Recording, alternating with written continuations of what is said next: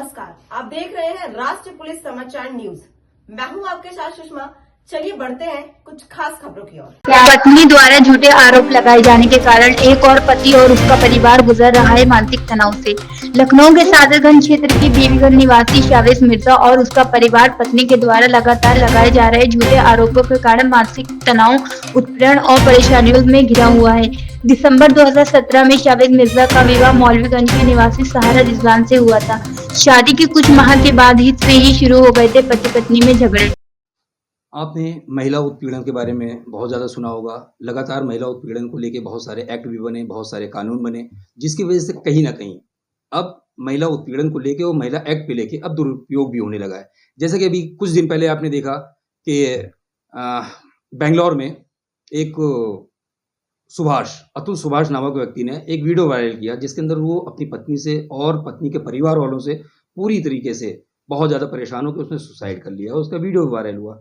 ठीक इसी तरीके से दिल्ली में एक पुनीत नाम के व्यक्ति ने, उसके घर में भी सीसीटीवी कैमरा था जिसके अंदर से पूरे फुटेज बाहर आए, उसमें भी साफ पूरी तरीके से वो परेशान होके उसने भी सुसाइड कर लिया। अब लगातार इस टाइप की घटनाएं बढ़ती चली जा रही हैं। कई जगहों पे इस एक्ट का बिल्कुल दुरुपयोग हो रहा है और कई जगहों पे ऐसा नहीं है कि खाली महिलाओं के साथ ही उत्पीड़न होता है। अब देखने में ये आ रहा है कि पुरुषों के साथ में भी कई जगहों पे उत्पीड़न होता जा रहा है और ये घटनाएं लगातार बढ़ती चली जा रही हैं, जिसका दुरुपयोग होता जा रहा है, जिसके अंदर संशोधन की ज़रूरत तो है ही। लेकिन अभी मैं बात कर रहा हूँ, मेरे साथ एक शावेज साहब हैं, सादतगंज निवासी। इनकी शादी 2017 में हुई थी और 2017 के बाद से इनका झगड़ा 2020 से झगड़ा पड़ गया पत्नी से। तब से इनकी पत्नी अपने घर, अपने मायके पे हैं, लेकिन लगातार जैसा कि इन्होंने बताया कई आरोप वाले मामले हुए। तो आइए जानते हैं इनसे कि इनके साथ क्या घटनाक्रम हुआ, क्या हुआ, आप मुझे बताएं। असल में हमारा फैमिली फंक्शन चल रहा था वहाँ पे तो फिर जब हम लोग बैठे खाना खा रहे थे, तो उसके बाद वहाँ पे अचानक से ये हमारी जो पत्नी है, ये वहाँ पे अपने भाइयों और कई अज्ञात लोगों के साथ, कम से कम 40-50 लोग थे वहाँ पे, उन लोग के साथ ये आई और इन्होंने वहाँ पे हम लोग को मारना चालू कर दिया। उसके बाद मारपीट करने के बाद ये खुद से वहाँ थाने गई और बोलती हैं कि हम लोगों ने इनको मारपीट की, हम लोगों ने इनको वहाँ से मार-पीट के भगा दिया और ये हम लोगों से बात करने आई थी। बल्कि ऐसा कुछ नहीं है कि हम लोग से कोई बात करने नहीं, सीधे हम पे हमला करने आई हैं। इनसे हमारा मामला कोर्ट में भी लंबित है। कोर्ट में भी हमारा 2020 में ये गई थी, तो उसके बाद से जो हमारा मामला इनसे तब से वहाँ से चल रहा है। नहीं, जैसे 2020 से आपका मामला कोर्ट में विचाराधीन है, तो जो फंक्शन चल रहा था, फंक्शन किस टाइप का था? क्या ये लोग भी वहाँ पे इनवाइट थे या किस तरह से वहाँ पे आए? नहीं, इनका कोई इनवाइट नहीं किया गया था इनको वहाँ पे, और वो हम लोगों का एक फैमिली गेट टुगेदर ही था, कोई बहुत बड़ी पार्टी भी नहीं थी। वहाँ पे मुश्किल से हमारे ख्याल से सिर्फ 60-70 ही लोग थे जो पार्टी में थे वहाँ पर। तो फिर क्या हुआ? फिर उसके बाद अब ये हमें इतना मेंटली टॉर्चर कर रहे हैं ये लोग, हमें हमारे बारे में उल्टी सीधे इल्ज़ाम लगाना, हमारे बारे में फॉल्स मतलब उल्टी बातें कहना, फॉल्स एक्यूजेशन हमारे ऊपर लगाना कि हम मेडिकल अनफिट हैं, बल्कि ऐसा कुछ नहीं है। इन्होंने ये हम पे पहले भी आरोप लगाया, तो उसकी हमने अपनी रिपोर्ट करवाई थी, जो हमारे पास इस वक्त ये मेडिकल रिपोर्ट मौजूद है यहाँ पर। जरा इस पे दिखाइए। ओके जी।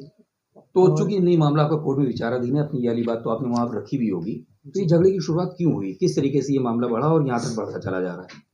झगड़े की शुरुआत यही हुई है कि ये इनको सिर्फ़ और सिर्फ हमसे पैसे चाहिए। ये जब से हमसे शादी हुई थी, तब से शादी के बाद से ये बस हमको तलाक दे दो, और इनकी मांग हमेशा रही है कि हमें 25 लाख रुपए, 30 लाख रुपए दे दो, हम अपना केस वापस ले लेंगे, हम तुम्हारी ज़िंदगी आज़ाद कर देंगे। जो कि पैसे अभी हम इनको देने में सक्षम नहीं है कि हम इनको इतनी भारी भरकम रकम दे सकें।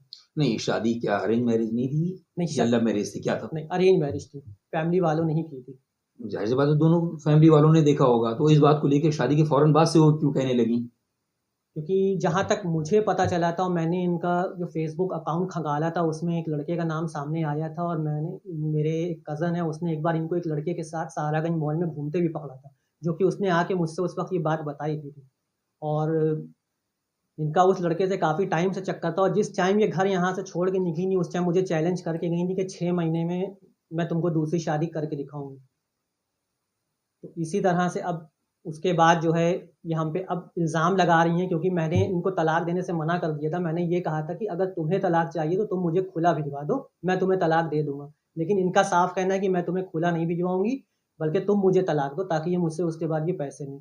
अभी बीच में ऐसा हुआ कि कोर्ट में हमारा जो मामला चल रहा है, उसके बावजूद भी इन्होंने यहाँ हमारा आपका ऐशबाग से जाके खुला भिजवाया, और वहाँ जाके झूठ बोला इन्होंने कि इनका कोर्ट में कोई मामला नहीं चल रहा है। ऐशबाग यानी कि फिरंगी महल से, जी फिरंगी महल से, ईदगाह फिरंगी महल जी से। ईदगाह फिरंगी महल से इन्होंने वहां से जो है जाके खुला भिजवाया था, और वहां पे इन्होंने बताया ही नहीं कि कोर्ट का मामला चल रहा है। ये बात जब मैंने वहां पे मौजूद लोगों को बताई तो वहां पे फिर इनको और मुझे साथ में बुलाया गया और इनसे मेरे सामने ये बात पूछी गई, तो उन्होंने वहां पे भी मुकर गई कि कोई केस चल नहीं रहा है, मैंने किया था वापस ले लिया। फिर जब इनसे बोला गया कि आपने अगर केस वापस लिया है तो आपको लिखित में कहीं से कुछ तो मिला होगा, आप वो ला के यहाँ पे सबमिट कर दिए, हम आपका खुला करवा देंगे।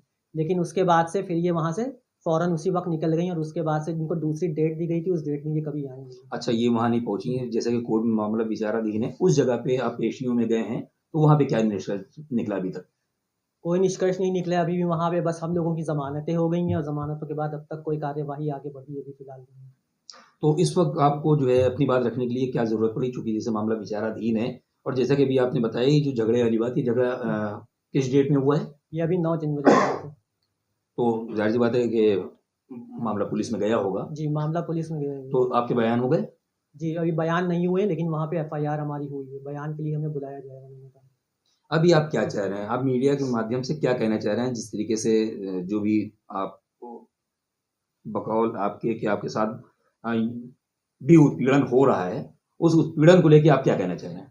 हम यही कहना चाहेंगे कि जो अब हमारे ऊपर मेंटली टॉर्चर किया जा रहा है, हमें इससे निजात मिले। हम अपनी ज़िंदगी में सुकून चाहते हैं, क्योंकि हम ये नहीं चाहते हैं कि आगे जाके जैसे अब आजकल दूसरे मर्द हैं, वो कदम उठाने की हमें भी उस नौबत पे ना जाना पड़े कि हम भी वही कदम उठाएँ जाके जब हमारे पास कोई निष्कर्ष ना निकले तो।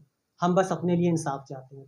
परिवार में आपके कौन-कौन हैं और क्या आपके परिवार वालों से भी आपकी पत्नी को कुछ शिकायत? परिवार में मेरी माँ है, पिताजी हैं और 2 भाई हैं और भाई की पत्नी है।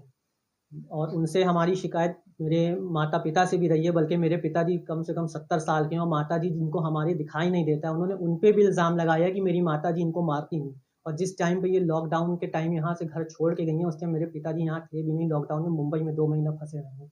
उन्होंने फिर भी इल्ज़ाम लगाया कि हम लोग ने इनको मार-पीट के घर से निकाल दिया। तो अभी वो क्या चाह रही हैं, वो तो अलग की बात है। आप क्या चाह रहे हैं कि क्या होना चाहिए? हम बस अपने लिए इंसाफ चाह रहे हैं, हम ये चाह रहे हैं कि ये मामला जल्द से जल्द सुलझे और हम